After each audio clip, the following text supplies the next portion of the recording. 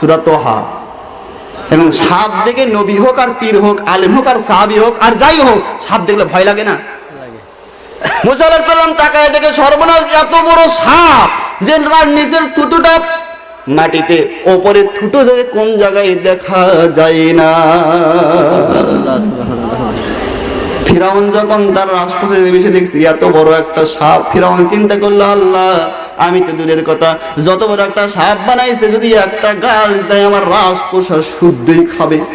হলো এই সময় ভয়ের কারণে ফিরাউন নিজ দিয়ে প্রসাদ করা শুরু করে দিয়েছিল।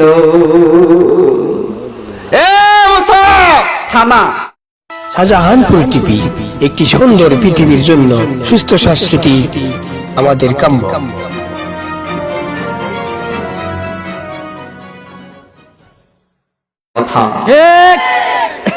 আল্লাহ রাব্বুল আলামিন তাই বললেন, মুমিনদের ঈমান বৃদ্ধি পায়, মুনাফিকরা শুনলে পরে তখন হুজুরকে মারার জন্য আক্রমণ করে, আর কাফিররা হইতেই দেয় না।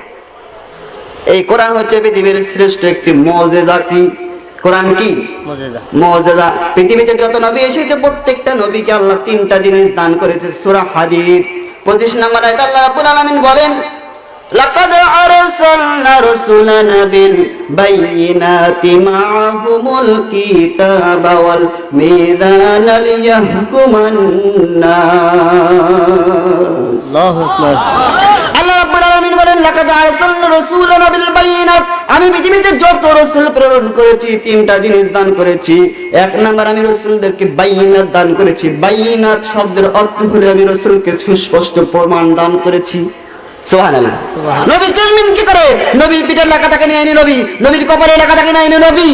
আমি চিনবেন কি করে? এজন্য বাইয়িনাত দান করেছি, অর্থাৎ সুপার ক্যারেক্টার দান করেছি, উন্নত চরিত্র দান করেছি। সুবহানাল্লাহ।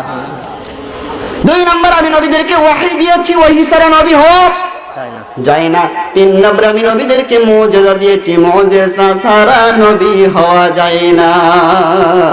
পৃথিবীতে যত নবী এসেছে প্রত্যেকটা নবীকে আল্লাহ মুজিজা দিয়েছে। মুসা আলাইহিস সালামের একটা মুজিজা ছিল, নাম কি? লাঠি।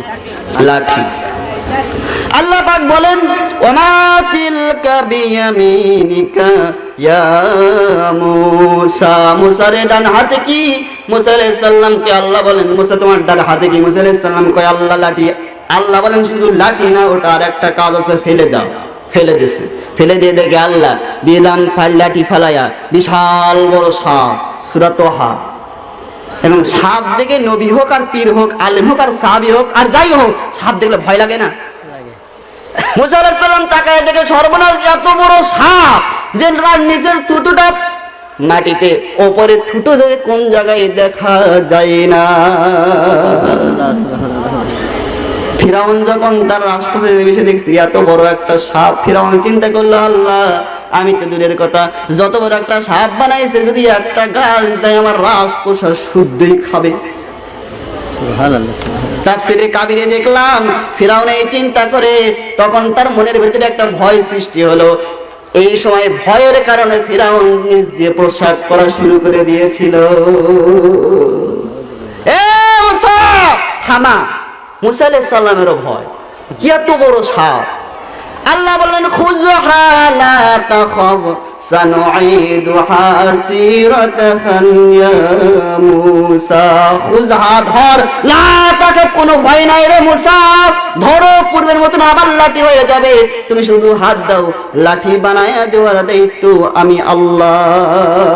মুসা আলাইহিস সালাম ধরলেন, আবার লাঠি হয়ে গেল। মুসার একটা মুজিজার লাঠি।